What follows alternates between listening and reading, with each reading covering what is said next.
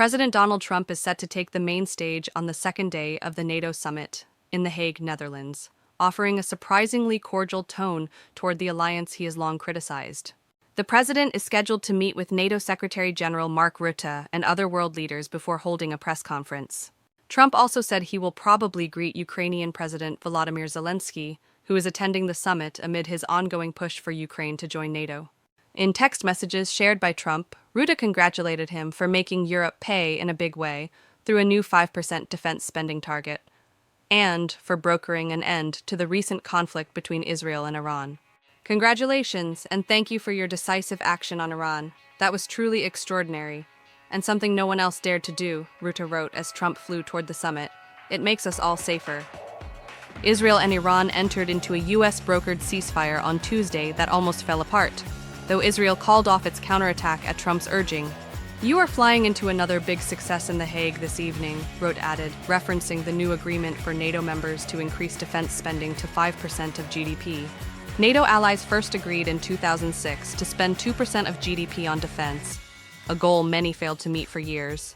Now, after Trump's repeated calls for Europe to pull its weight, the alliance has approved a more ambitious 5% target, with an exception for Spain, which has long struggled to meet even the original benchmark.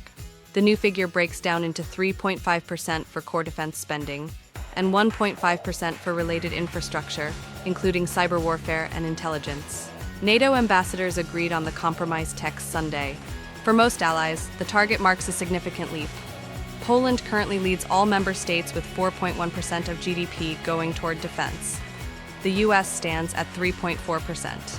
Trump said he doesn't believe the U.S. needs to reach the full 5% threshold, a position backed by Rutte. The United States is already spending almost 3.5% on core defense, and no doubt they are close to spending the 1.5% on defense-related items, Rutte said. Countries like Estonia and Poland are very close.